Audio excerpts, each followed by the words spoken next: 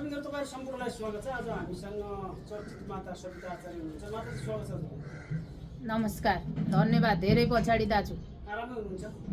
अहिले अलिकति अघि तपाईले भन्नुभयो आज अलि अनुहार उज्यालो रहेछ, राम्री पो हुनुभएछ, अलि मोटाउनु भएछ भन्नुभयो। ठिकै होला।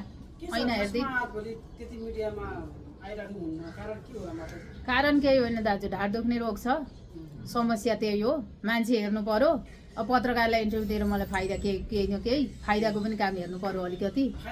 होइन पक्नु फाइदा छैन क्या दाजु। 3 वर्ष अगाडिको भिडियो पक्नु न, प्रचार मैले गरेको युट्युबलाई तिनीलाई चिनाए, युट्युबरहरूले घर किने, गाडी किने। तपाईँ त भर्खर चिन्या हो, तपाईँको कुरा गरेको छुइनँ मैले। घर किने, गाडी किने, कारमा हिँडे। अघि एकजनालाई भने पनि फोन काटियो, यहाँ मान्छेले सुने, 3-4 जना थिए। त्यो युट्युबरको नाम मैले जुराइदिएँ। अब उनीहरू अहिले ठुला ठालु पो छ, माथि आकाशमा महाराजा पुगिन्छ भनेपछि सुन्नु। अब दाजु मैले इन्टरभ्यू दिएर पैसा लिएर इन्टरभ्यू दिएको होइन, पैसा दिएर इन्टरभ्यू दिएको होइन। मेरो नामले, मेरा विचारले मान्छे चर्चामा भयो, मान्छेले हेरे, मेरा कुरा मन परायो, कसैलाई मन परेन, त्यो राम्रो कुरा हो। अब अघि तपाईँले भन्नुभयो पत्रकार युट्युबरले साह्रो गरे अस्ति, भाइ कहाँबाट हो भनेको फलानु मिडिया। अब तपाईँ त अहिलेको सरकारको मिडिया हुनुहुँदो रहेछ। ल अहिले मैले दिन्न भने मर्नी गरी हाँसे एकजना भाइ, पछाडि फेरि अर्काले उनले फोन गर्न लागेका रहेछन् क्या र फलानालाई चाहिँ दिने, तुलानालाई। मेरो विभेद होइन, म इन्टरभ्यू राख्ने भए दिने भए मेरो आफ्नै युट्युबमा दिने थिएँ। म अहिले इन्टरभ्यू बन्द छ, आएर हेर्नु, म आराम गर्दैछु, ढोका उग्रिँदैन भनेपछि हाहा गर्यो एउटा केटाले। पछि एकजना दाइले फेरि विराटनगरको हुँ म, फलानु आएको थिएँ। लु भयो, तपाईँले भाइरल बनाउन, अहिले यहाँ स्ट्यान्ड गराउन आउनु खोज्दै हुनुहुन्छ। मलाई त्यो स्ट्यान्ड चर्चा चाहिएन। अनि तपाईँकै मिडियामा होइन, मैले 2-2.5 वर्ष अगाडि दिएको भिडियो काटकुट किन गरेको? हेरेको के थियो? चुनाव हुँदैन भइहालेमा हर्क साम्पाङ ज्ञानेन्द्र साई फलानाले जित्छ भन्ने चाहिँ यही थुतुनाले बोल्या हो नि। अब हुँदैन 1 2 3 हुँदैन त भने त थिएन मैले। अनि त्यो कुरा किन जोडेको भन्दाखेरि पुरै अब यस्तै हो हजुर, हामीले त काटेको होइन, अर्कैले। त्यो भाइरल बनाउनु, मलाई ल्याउनु, काम नगर्नु भनिदिएँ मैले तपाईँलाई। सरकार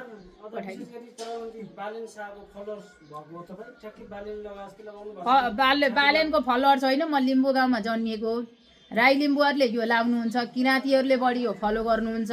र यो लाउँदा चाहिँ मलाई अहिले मेरो कति बालेन्द्रले लाएपछि त हल्ला चर्चा त छँदै थियो। म यो सिलम सागमा के भन्छ यसलाई, होइन यो चाहिँ सिलम सागमा भन्छ। यो चाहिँ तपाईँको लाउँदाखेरि भित्रको रोग व्याधहरू पनि हरण हुने, कुनै लागेको बिगार छ भने पनि त्यो पनि नष्ट हुने, र जाँगर चल्ने, यसले निन्द्रा पनि लाग्ने, र भूतप्रेतहरू पनि बाहिरिने। अर्को कुरा चाहिँ आयु पनि बढाउने खालको कुरो मैले उहीँ गाउँदेखि सुन्दै आएको।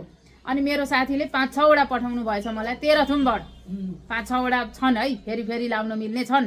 अनि त्यहाँबाट त्यसपछि यो लाएपछि मलाई अहिले भनौँ 10-15 दिन कति दिन भयो आराम मिल्दैछ। मैले त्यही भएर आज तपाईँलाई देखाउनै लागेको। मलाई यसले एकदम सञ्च गरायो। यहाँ के हिन्दू, के मुस्लिम, के क्रिस्चियन, के किराँत भन्ने होइन। किराँतीहरूले लाउने चाहिँ ब्राह्मणले पनि लाउन मिल्ने रहेछ भन्ने भयो, र स्वास्थ्यको लागि चाहिँ बलियो चिज रहेछ। यो लाएपछि मलाई तागत र आँट र एकदम बलियो अलिकति। अब मलाई केही हुँदैन, मलाई यो केही होइन, सामान्य यो अपरेसन चिरफार भने त यो केही पनि होइन जस्तो मनमा भयो है दाजु। यो लाएपछि म सुत्ता पनि लाउँछु, उठ्दा पनि लाउँछु, नुहाउँदा चाहिँ अब खोल्नु पर्यो, भिज्छ, लुगा बाहिरै हुन्छ। बालेन्द्रले लगाउनु भएको त अस्ति हो, हर्क साम्पाङले पनि त लगाएर हिँड्नुहुन्थ्यो नि त। अर्को के गुरु, हाम्रो के लिम्बूको गुरु हुनुहुन्छ, उहाँले पनि लाउनुहुन्थ्यो। मैले त पहिले माग गरेँ, अस्ति भर्खर आएको, कति दिन भयो, महिनौ दिन जति हुन आँट्यो। के छ माताजी, तपाईँले अब सरकार, नयाँ सरकार बनेको छ, 13-14 दिन सरकार बनेको भयो होइन। भट्टा अपराधीहरू समात्दै जेल कोर्दैछन्, सुदन गुरुङ लगायतका चाहिँ टिमले। कस्तो लाग्नु, रमाइलो लागिरहेछ नि। तपाईँसँगै 2.5 वर्ष अगाडि इन्टरभ्यू दिएको रहेछु। त्यो अब अस्ति एडिट गर्नु न, काटेर हाल्नु भन्दा खै कता गयो के भयो भन्नुभयो। तपाईँले पनि उ गर्नु भएन होला, फोन गरेको थिएँ मैले 10-12 दिन अगाडि। राई, लिम्बू, मगर, गुरुङ, शेर्पा, जनजाति, तराईका मान्छेलाई देऊ न प्रधानमन्त्री बनाइदिउँ, गृहमन्त्री बनाइदिउँ भने त भिडियो थाहा होला नि। एकजना भक्त त यहाँ आउनु भएको छ कहाँ गुल्मीतिरबाट, उहाँ कतिको सुन्नुहुन्छ। त्यो भिडियो त तपाईँहरूसँगै काफी होला। कानका सुन्नेले कानमा राखेकै होला, दिमागमा राखेकै होला। युट्युबमा, टिकटकमा भाइरल भएर 3M 4M 5M 100M पुगेको थियो। त्यो भिडियो मलाई पठाइदिनु हुन म विनम्र अनुरोध गर्दछु। त्यसमा अब जसकोमा गए पनि सुन्नुहोस् है, यता सुन्नुहोस्, आई कन्ट्याक्ट गर्नु। अब त्यसपछि अहिले यहाँनिर कसो छ कुरा भन्नुहुन्छ भने त्यो बोलेकै हो, तर बालेन्द्र आउँदै हुनुहुन्छ। हर्क के अरे अहिलेका गृहमन्त्रीको नाम सुदन गुरुङ आउँदै हुनुहुन्छ भनेको चाहिँ होइन, बुझ्नुभयो नि। तर सुदन गुरुङको जेन्जी आन्दोलन पछाडि तपाईँसँगै अन्तर्वार्ता दिएको भिडियो अहिले देखाउँछु है म तपाईँलाई। त्यो रातो नेपालमै बनेको लुगा लाएर बोल्या भिडियो रहेछ, अघि त्यहाँ कसले टिकटकमा राखेर छ र त्यो चाहिँ देखाउँछु। मन्त्री गृहमन्त्री पनि बोलेको थिएन, होइन हौ उहाँ त मलाई निकै राम्रो पो लाग्यो त, गजबका कुरा गर्नुभयो। भूकम्प पछाडि पनि उहाँले टेलिभिजनमा अन्तर्वार्ता दिनुभएको थियो सुदन गुरुङले समाज सोसियल काम गर्ने क्रममा। जस्तो अब हामीले पनि भूकम्प पीडितहरूलाई कति ठाउँमा मैले सकेको सहयोग गरेँ, कसैलाई तिरपाल, कसैलाई लुगा, कसैलाई जस्ता पाता, कसैलाई पैसा 2-4 हजार। त्यो बेलाको कुरो छुट्टै थियो नि त, 72 सालको कुरा गर्दैछु म। त्यो बेला यो हाम्रो अहिलेका गृहमन्त्री सुदनले एकदम इन्टरभ्यू दिनुहुन्थ्यो क्या। अब हामी त थियौँ नि इन्टरभ्यू दिनेमा, यस्तै थियौँ, मलाई एकदम मिस भएको थियो। अनि त्यो बेला अस्ति यो हाम्रो सुशीला कार्की प्रधानमन्त्री भएकै ओरतिर परतिर 1-2 दिनमा उहाँले अन्तर्वार्ता दिनुभयो। त्यसपछि मलाई राम्रो लाग्यो। अनि मैले तर उहाँ नै गृहमन्त्री बन्नुहुन्छ भनेर मैले सोचेको चाहिँ थिइनँ, हेर्नुहोस् सोच्दै नसोचेको कुरा भइदियो। त्यसपछि उहाँको मल्टी ट्यालेन्ट, एउटा क्षमता, टिओबी अब के भन्छन् कसो भन्छन् त्यो म जान्दिनँ, त्यो सरकारले अनु के हो टिओबी होइन त्यसको जान्न मलाई आइडिया भएन। अब पानी दिएर गृहमन्त्री भयो भने पानी दिएर बनुन् कि जुत्ता सिलाएर बनुन् कि चटपटे हेरेर बनुन् कि हात हेरेर बनुन् कि सबै भन्छन् मन्त्री। हेर्नुहोस् यो जात जाति जनजाति राई लिम्बू मगर दलित सबै, अब दलितका छोरा प्रधानमन्त्री बन्नुपर्छ, दलितका छोरालाई गृहमन्त्री बनाउनुपर्छ। अहिले दलित राखेको छ नि, अहिले यो दलित कोटा भन्ने हटाउनुपर्छ। हामीलाई हाम्रो कोटा के छ त, हाम्रो बाहुन कोटा छैन, छेत्री कोटा छैन, कसरी हेप्छन्। त्यसले गर्दाखेरि अब हेर्नु होला अहिले उ त्यहाँ दलित परिवार होलान् होइन, दुईटाले एउटा परिवारले पोखरामा एकजना बहिनी सिर्जना भन्नेको हत्या भयो। त्यो मेरै दिदीको सरकारी कर्मचारी हुनुहुन्छ, बुढाबुढी नै अफिसर हुनुहुन्छ, उहाँको आफ्नै जेठी नन्दको छोरी हुनुहुँदो रहेछ। हिजो थाहा भयो, एकछिन रुवाबासी तनाव चिन्ता पनि लिँदै हुनुहुन्थ्यो। त्यो पनि परिवारले नै त्यहाँ हत्या गराएको रहेछ। काठमाडौँमा 2टा केटाहरूले चाहिँ 2टा केटाको चाहिँ विभत्स रूपमा हत्या गरायो परिवारले नै।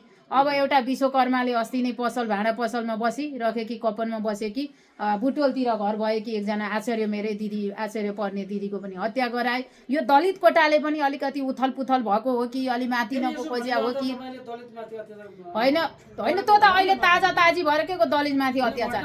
यो दलित कोटा हटाउनु पर्यो, दलित कोटा भन्ने हटाउनु पर्यो। यो अति नै भयो। अघि एकजना दलितसँगै कुरा पनि गरेँ, अहिले दलित भन्छन् परिवारसँग कुरा पनि गरेँ मैले एकजना दाइसँग। उहाँले भन्नुभयो हो माताज्यू हाम्रो जात भनेर हामी ऊ छैन, यो अगाडि बढाउनु पर्यो। अब हाम्रै सांसद छन् के बोल्दा रहेछन् हेर्दै जाउँ भन्दै हुनुहुन्थ्यो उहाँले।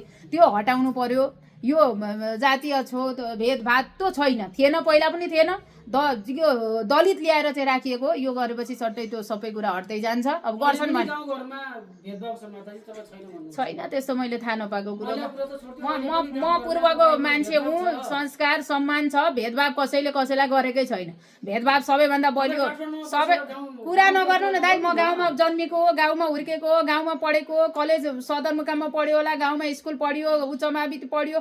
त्यस कारणले गर्दा हेर्नु हामी त्यस्ता कुरा नगर्नु। छेत्री निर्मला दलित हो त, निर्मला दलित हो, अर्को बस्नेतनी दलित हो, अर्को उद्यानेरी एउटा हेटौडाको दलित हो।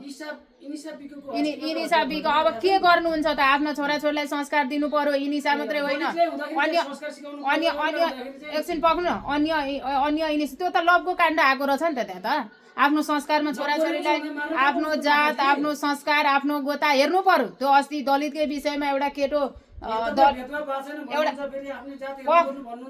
त आफ्नै जातमा बिहे गर्ने नि काँक्रोको बोटमा स्याउ फल्दैन त। होइन होइन होइन त्यो उत्यहाँनिर यो पहिला एउटा विश्वकर्मालाई लडाइ मारे होइनन्, त्यो पनि छेत्री नि एकजना छेत्रीसँग ल परेर त्यो अहिलेसम्म काण्डै छ। यो आफ्नो जात भयो कसैले के गर्दैन हेप्दैन, त्यो विभेद होइन त्यो।